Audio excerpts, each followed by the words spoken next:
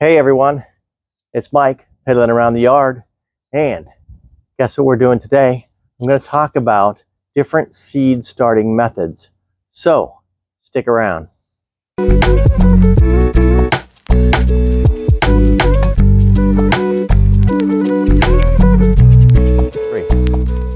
Hey guys, so today I'm talking about seed starting methods. I don't know if you can tell, it's snowing.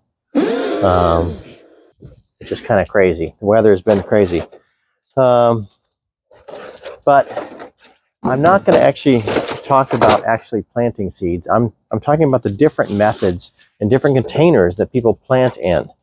And so I'm just going to do a quick comparison of some things. You've got your standard seed tray. Now this is a 72 cell seed tray here, and that's a good starting medium there.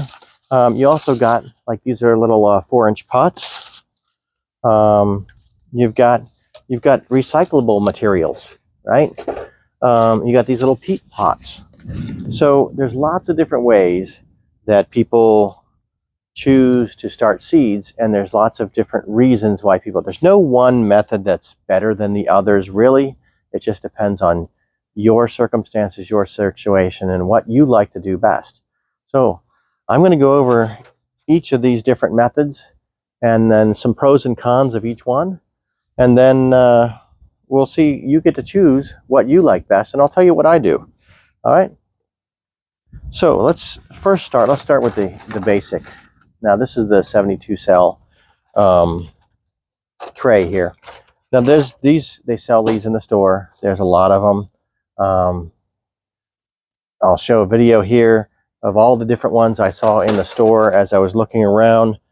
And this is a good method if you don't have a lot of space. So some of the pros are, if you don't have a lot of space, this is great, because this is all it takes up. This is what, 1 foot by 2 foot, basically. And so you could use like one grow light, and you can put this indoors, and you can grow 72 plants.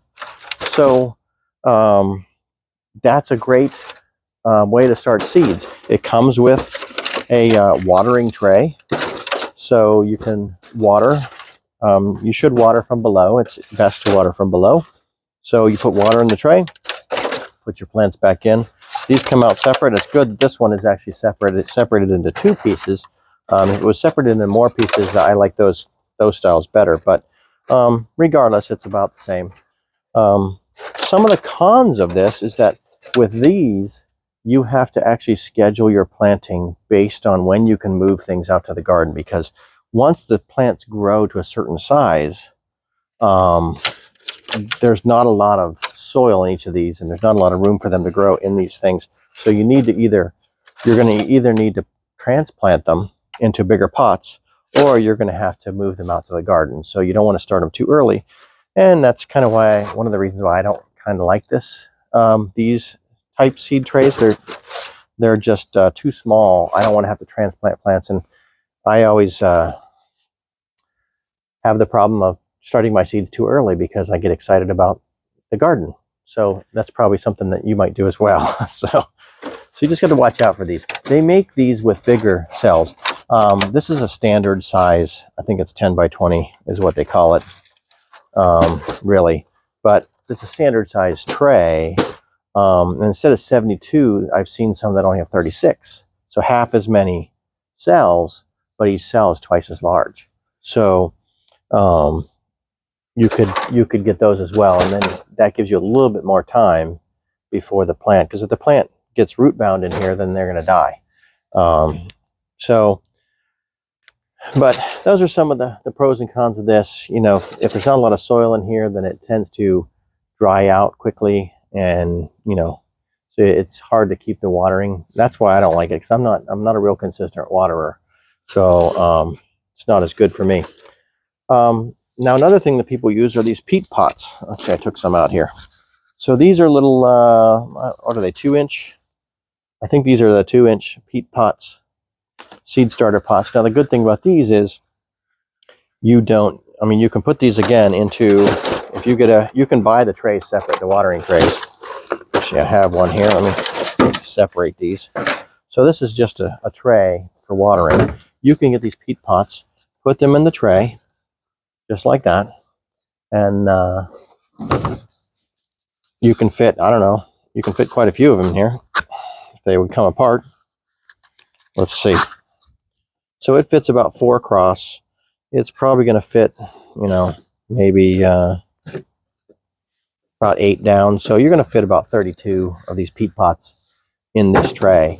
And the good thing about these is that when you go to put these in the garden, you just throw this whole thing in the garden. You don't take the plant out of here. You just plant this in the garden. It's a biodegradable pot. So that goes straight in the garden, and it degrades in the garden. Now, one of the things I like to use, I use larger pots. These are 4-inch pot, small 4-inch pot, because you can plant in these, and it allows your plant to grow. So if you plant early, then you can get your plant to grow much larger before you have to transplant it into the garden. But again, with these, you still have to watch. I mean, in the standard tray here, it doesn't fit. I think I could fit about 12 of these in the standard tray. So that's all you would have in the standard tray is 12 of these. And so, but you still have to watch your watering. But since it's got much more soil, it absorbs the water, holds the water a little bit better, and it can give you a little bit better consistency with watering, and at least in my experience. So that's what I like to use, is this size pot. And sometimes I also, you know, use the reusable, recycled pots from when I buy pots. These are bunny plants that I bought last year or the year before, and I just reuse the pots when I buy plants.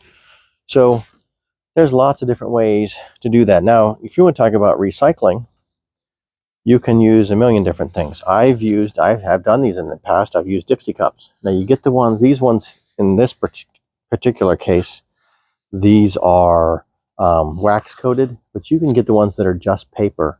And then if you get the ones that are just paper and they're not wax coated, then they're just like a peat pot. You just plant the whole thing in the ground and it degrades and you're done. So it's no different than the peat pots, and they're actually a lot cheaper because, let's see how many were in here. 23 peat pots cost $3. I think a pack of Dixie cups comes with 50, and it's, you know, a couple bucks. So it's a lot cheaper than the peat pots themselves. So you can look for those as well. If you want to totally free, you use toilet paper. Save the toilet paper rolls over the year. You know, you probably use a number of rolls throughout the year. If you saved all of the toilet paper rolls, you can use these. Now, you can just stick these in the tray, fill them with soil, and then so now it's that tall.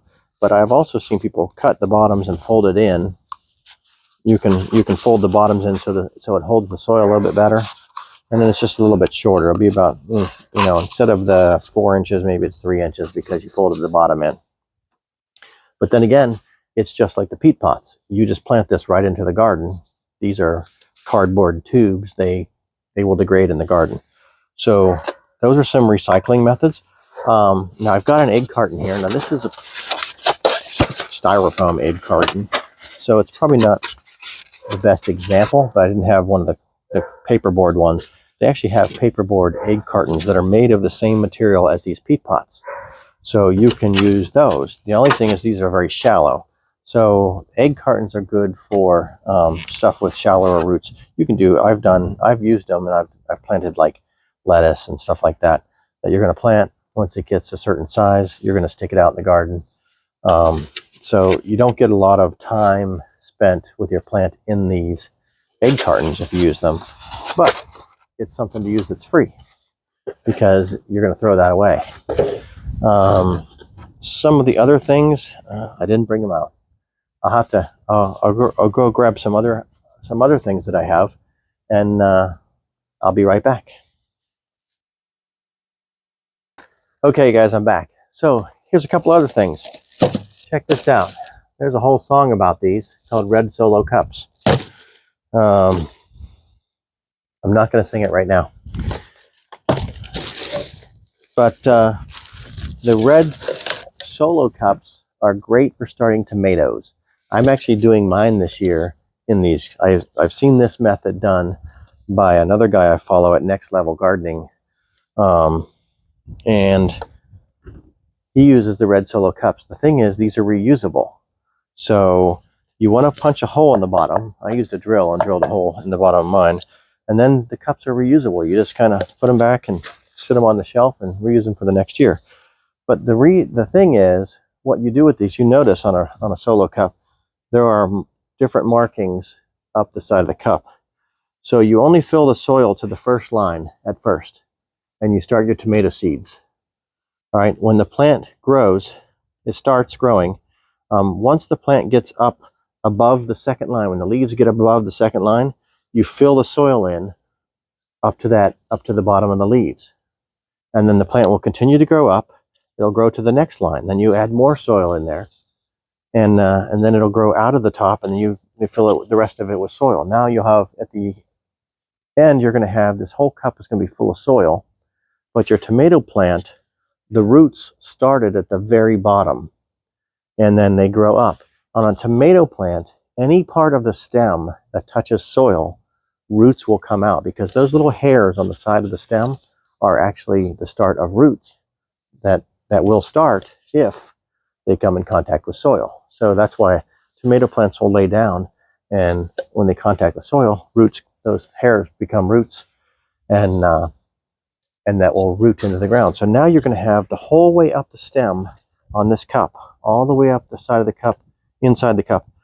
That whole stem is going to have roots coming out, and you'll have much better root structure on the tomato plant. That's the theory anyway, and I'm going to try it this year and see how that works with our tomato plants. It's the same theory as when you have a tomato plant. When you go to transplant it in the garden, you bury it deep down to and so only the tops of the leaves are sticking out of the ground. So no matter how long the stem is in your, if you had it in a pot or a little peat pot and your stem is, 2 or 3 inches above the pot, you plant the whole stem in the ground so that roots will come out and form. But in this case, the roots are already formed when you go to transplant this in a garden. So supposedly it takes to the ground much quicker. Okay, so but that was the theory behind the red Solo cups with tomato plants. I don't know about doing it with other plants. I'd have to look into that. But it'll be the same with using these little reusable pots from the nursery. This is Bonnie plants, but they're almost as big as a Solo cup, so you could do the same thing. So any kind of container you're going to reuse, you could do that with. You want a tall container so that you get more of the stem in the soil in the cup, so that when you transplant it, the roots take to the ground much quicker. Here's another method I've seen. What are these? These are cupcake papers. So you want to get the ones that are paper, not foil. You take the papers and you actually put them in a muffin tin. You can put them in a little muffin tin, cupcake tin, and you fill it with soil. You plant your seeds in there, and then you take this whole thing, put it into the garden, and that's what you transplant. And it's the same thing as the peat pots. The paper ones will break down in the soil, so you don't have to worry about that. But you can use cupcake papers in a cupcake pan. So if you got extra pans for cupcakes, you can use that to start seeds. So as you can probably tell, there are lots of different methods of starting seeds. One of the ways, and I use a combination of these. Like I'm using the Solo cups here this year for my tomatoes, but only tomatoes. I'm using that method for my tomatoes. I'm using the smaller pots. I've got peppers planted, and I got them in these smaller pots. I've got some potatoes. They're in some larger. I have some larger pots, some leftover nursery pots that are wider, and I put some potato slips in. I'm getting those started into pots before I stick them out into the garden, because it's still March and it's cold. It's snowing today, so it's really cold out here. So the other thing is, like I will actually use a seed tray like this. Now I'm not going to use a 72 cell. I'm going to get one with larger cells and it'll be fewer cells, but it'll be that size. And I'm going to be planting flower seeds in those because I like to get my flowers going about the same time I get my vegetable seeds going. So I've got to get flowers. So here are my flowers for my garden. Now these are flowers that are going to be in and amongst my flower garden this year, or my vegetable garden this year. So I've got nasturtiums, I have chicory, I've got viola, and I've got marigolds, and then I've got borage. So all of these flowers will be planted in and amongst my vegetable plants in my garden for a reason. Each row, it's also, not only is it cold, it's windy, but each of these flowers have a specific task in the garden, right? They either attract or repel pests. So that's why I plant in and amongst there. But this is about our seed starting method. So there's lots of different ones. Also, if you're into recycling, instead of throwing stuff away in your kitchen, look for things that you could probably start seeds in. Like, oh, do you eat yogurt?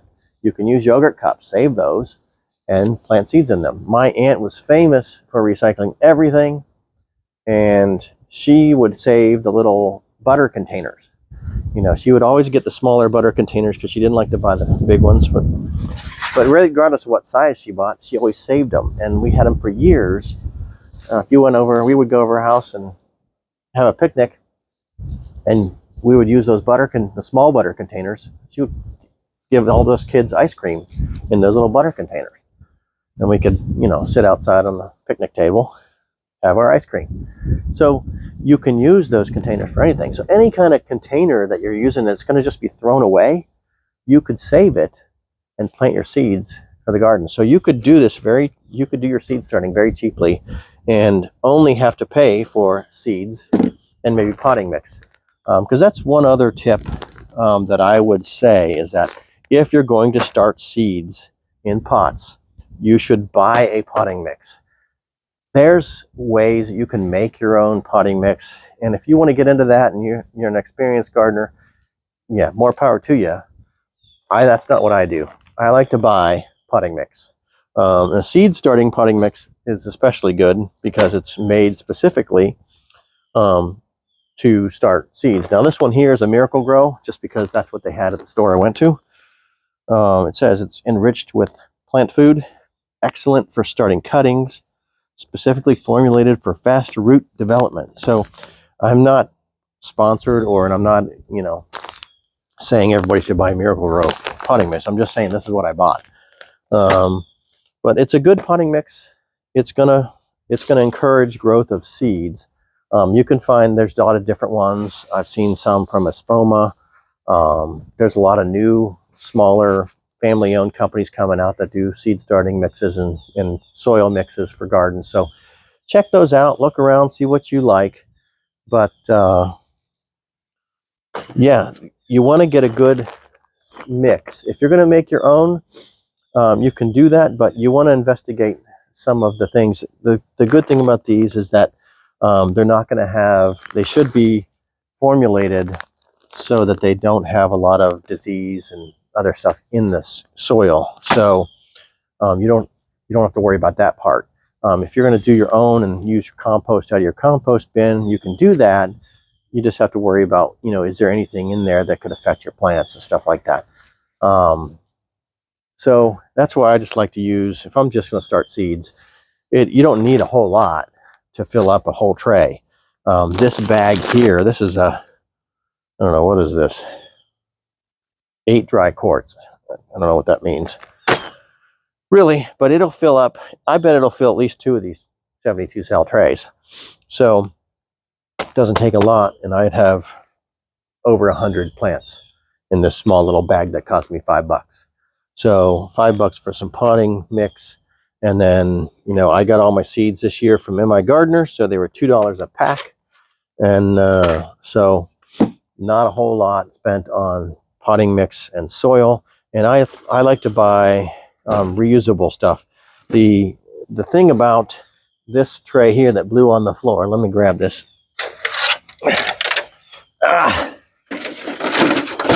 Now this one here, this was from last year. And I could probably get one more year out of it, and that's going to be it. This thing's going to fall apart. And I'll be lucky if, you know, it probably will be okay. I don't know if I can use every cell. There's a few damaged cells here that I probably can't use. So that's the key, is that some of these that you buy, they're meant for one-time use. And then you're throwing this away. Because even the tray, the watering tray, is not heavy-duty enough to use multiple times. The watering tray will be good this year, but it's going to start breaking down, especially because you're going to have it under UV lights, or you're going to have it out in the sun, and the sun's going to break this stuff down. It's just cheap plastic. So if you buy a higher quality tray and higher quality seed cells, they make some really good ones that cost a little bit more up front, but can last you 10, 12, 15 years. So I saw some that I'm looking at from Epic Gardening. I think it's epicgardening.com, but he also has a channel that I watch, and he has a nice, I mean, they're like indestructible. And the good thing about them, there's 6 cells in a pot, but I think he said 12 of them fit in here, so you still get 50, 72, or is it? No, because they're larger. No, 36. 6 of them fit in a standard size watering tray. So you get 36 cells, but they're larger. They're, I think, a 2-inch pot size, and they're deep. They're a lot deeper. But they were, I mean, he could stand on it. If I even tried to stand on this, I mean, I could crush this with 2 fingers. The ones he had with 6 cells, he could stand on it. So it was going to hold up for years. So that would be a good one if you're looking for something that's going to last a long time, that you do this all the time. And that's just an investment. If you buy it, it costs a lot this year. But if you use it for 12 years, is it cheaper in the long run than buying this every year? So probably. But that's just all the different ones that I come up with. There's probably a dozen other ways that you can start seeds, or a couple dozen ways, hundreds of ways that you could start seeds indoors. So this is just some of the ways. You can put them in. You could even start seeds in a pot this big, right? You could fill this with soil. You could start a bunch of different seeds in here, and then you could pull them up individually.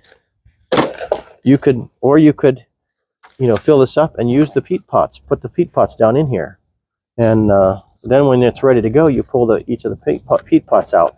There's a million different ways you could probably start seeds. So it's fun to get started on your seeds early, but if you start too early, you don't want to be in something small, probably. I've made that mistake many times. So that's why I finally invested in some better quality pots that I've used for, this will be year 3, and these are holding up really well. I got plenty of these. But yeah, get started on your seeds, get your garden going, and it doesn't seem like it today with it snowing outside, but it's going to be time for gardening any day now. So you want to get those seeds going so that when it really warms up, it's March, but April 9th is supposed to be the last frost date in my area. So I want to have my stuff growing by then. Well, I better get going, because that's like a month from now.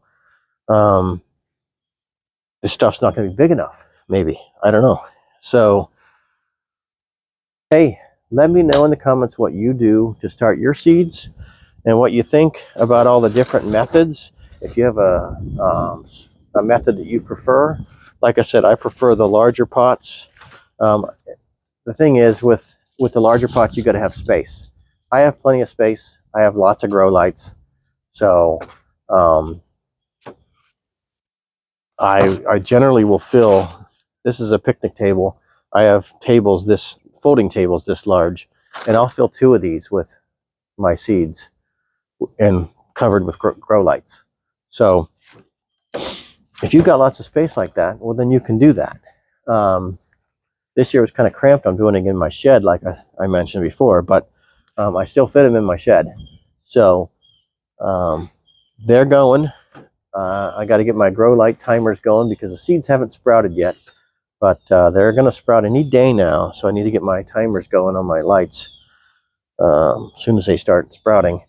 But yeah, let me know what you think. What kinds of methods you use to start your seeds. And if you've got your seeds started yet or not. And let's get this gardening season up and running.